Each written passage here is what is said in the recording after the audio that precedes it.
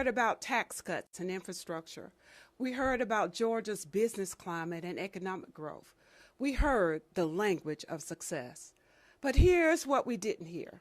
How much of it is making your life more affordable? Because while the governor celebrates his record, Georgia families will sit at their kitchen tables tonight doing math that doesn't add up, working more hours but falling further behind, choosing between prescriptions and groceries, wondering if they'll ever be able to afford a home in the communities where they grew up. After more than 2 decades of Republican control in this state, it's time for an honest accounting. Not of what they've done for their donors and the well-connected, but of what they failed to do for you. Let me be direct. Georgia families are in an affordability crisis, and Republican leadership refuses to even name it. The Alice Essentials Index, which tracks the real cost of survival, not luxuries, shows that in Georgia, the cost of basic necessities has grown at 7.3% annually. That's faster than the national inflation rate, and it's far faster than wages for working Georgians. Housing costs are crushing young families and seniors alike. Healthcare premiums keep rising. Child care costs more than college tuition. Groceries that used to cost $100 now cost $250. And prescription drugs force impossible choices every single month. Governor Kemp will tell you the economy is strong, and for some Georgians, it is. But strength is not measured by how well the top is doing. It's measured by whether the middle can hold and whether the bottom has a ladder up. By that measure, after 20 years of Republican rule, Georgia is failing working families. Now, Republicans want you to believe they have the answer: more tax cuts. The governor will tout his income tax cuts as a win for everyday Georgians. But let's follow the money. The wealthiest Georgians got the biggest benefits. Meanwhile, working families got a few dollars a month. Not enough to cover the rising cost of rent. Not enough to pay for child care. Not enough to matter when everything else is more expensive. And here's what they don't tell you. Every dollar they cut in taxes is a dollar they can't invest in public schools, in health care, in child protection, or in keeping your community safe. They're trading Georgia's future for political talking points today. When the next recession comes, and it will come, we will have fewer resources to respond, fewer tools to protect families, fewer options to keep Georgia strong. That's not fiscal responsibility, that's fiscal malpractice. But it gets worse. After years of income tax cuts that primarily benefited the wealthy, Republicans are now floating property tax cuts that shift the burden onto local communities. Let me be clear about what this means. While they cut taxes for the top, they're increasing the pressure on homeowners, renters, and local governments to make up the difference. This is not tax relief. This is cost shifting. And working Georgians always end up holding the bag. They claim these solutions, but solutions don't leave families worse off. Solutions don't protect the wealthy while squeezing the middle class. Solutions don't promise relief while raising your costs somewhere else. After 20 years in power, if their tax policies were working, Georgia's families wouldn't be struggling to afford the basics. But they are, because Republican priorities are not your priorities. Nowhere is this disconnect more evident than in healthcare. Right now, hundreds of thousands of working Georgians are trapped in the coverage gap, earning too much for Medicaid but too little to afford private insurance. These are caregivers, service workers, rural Georgians doing everything right and still left behind. Governor Kemp's alternative, Georgia Pathways has been an unmitigated disaster. After 18 months, only 6,500 people enrolled, 75% below projections, and 3/4 of the spending went to consultants, not care. Meanwhile, 18 rural hospitals have closed since 2013. Mothers are traveling hours to deliver babies. Emergency rooms are shutting down, and Georgia ranks near the bottom nationally in maternal mortality, with women dying from preventable causes. This didn't happen by accident. This is the result of policy choices, choices Republicans made, choices they defend. The federal ACA subsidies that help hundreds of thousands of Georgians afford insurance are expired, and this administration has offered no plan, none. If you lose your coverage, if your premiums double, if your local hospital closes, that's not an act of God. That's the consequence of leadership that prioritizes ideology over people. Let's talk about Georgia's children, because if we cannot protect and invest in them, we have no claim to leadership. Our foster care system is in crisis. The Department of Human Services faces an $85 million deficit. The Kemp administration has stopped providing services to foster children. Children who are ready to reunite with their families are being forced to stay separated. Medical appointments are being delayed, canceled, or left unpaid. And why? Cost overruns. Instead of coming to legislative partners, instead of making the tough budgeting choices leadership requires, he tried to hide the problem. He swept it under the rug and hoped no one would notice. But children notice. Children notice when they can't go home, when they can't see a doctor, when the adults who are supposed to protect them fail. Because of this incompetence, children will languish in care longer than necessary. They will suffer emotional harm that could have been prevented. Case plans will stall. Families working to regain stability will lose momentum.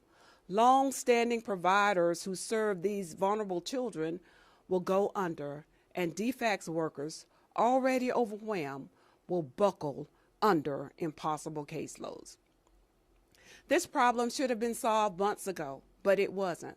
So now we have to clean up their mess, and Georgia's children are paying the price. The challenges don't end there. In the past 7 years, child care costs have skyrocketed. Parents, most often mothers, are being forced to leave the workforce entirely just to care for their children. That means lost income today and lower wages for life. Georgia families need clean, safe, certified child care with well-paid staff they can actually afford and depend on.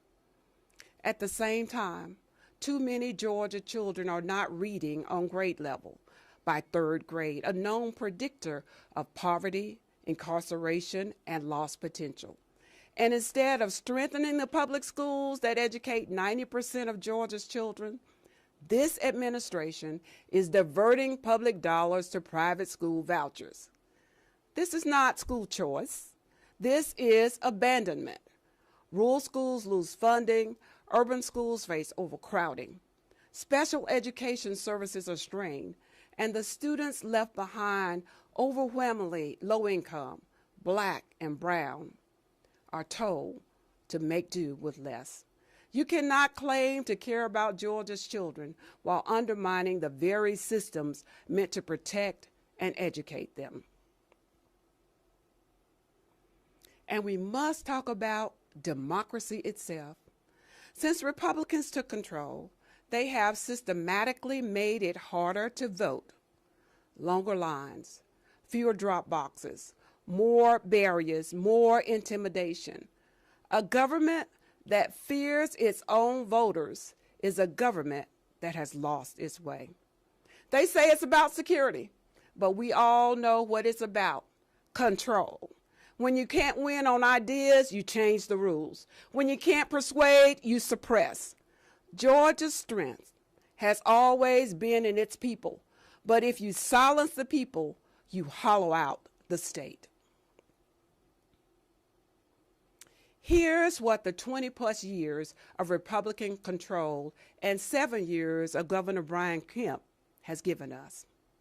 Working families falling further behind while the wealthy get tax cuts, hundreds of thousands of Georgians trapped without health care, 18 rural hospitals closed with more at risk, a foster care system in collapse, public schools stripped of funding while private schools get subsidies, maternal mortality rates that shame a state this wealthy, voting rights under constant attack, immigrant communities targeted even as they fuel our economy, gun violence rising while solutions are dismissed.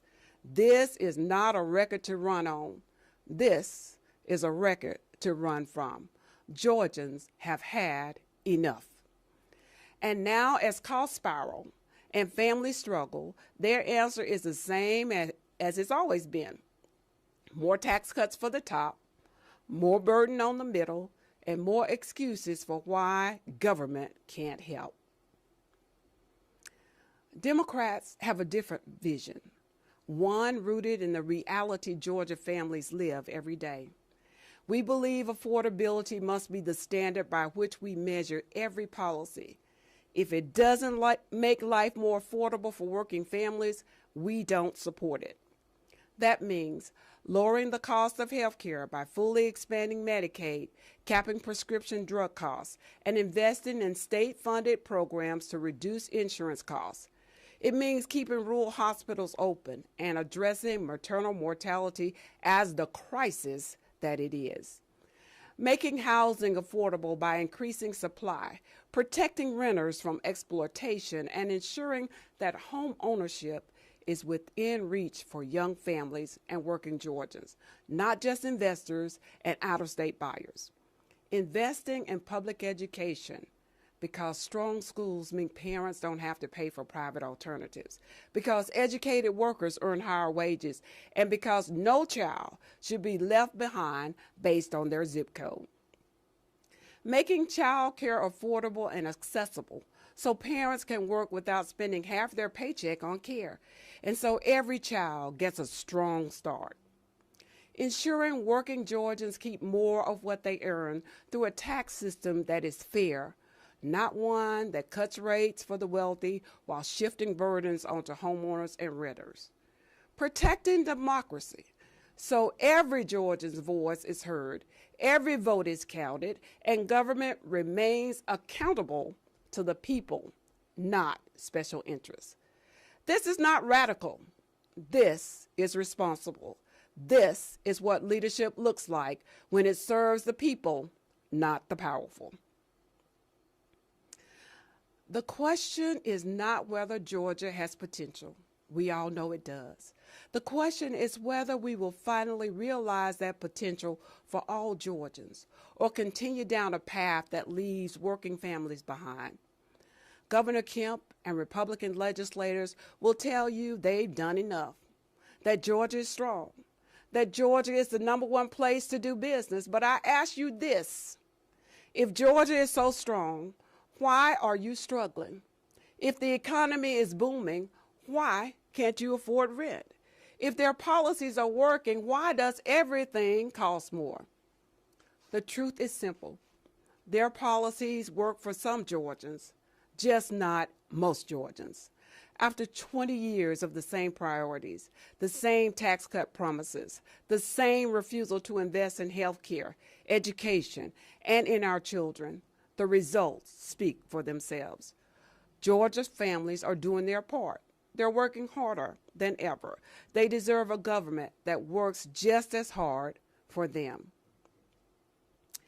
House Democrats stand ready to lead on affordability, to make the investments Republicans refuse to make, to protect the services they're trying to cut, to fight for the Georgia that works for everyone, not just the well-connected.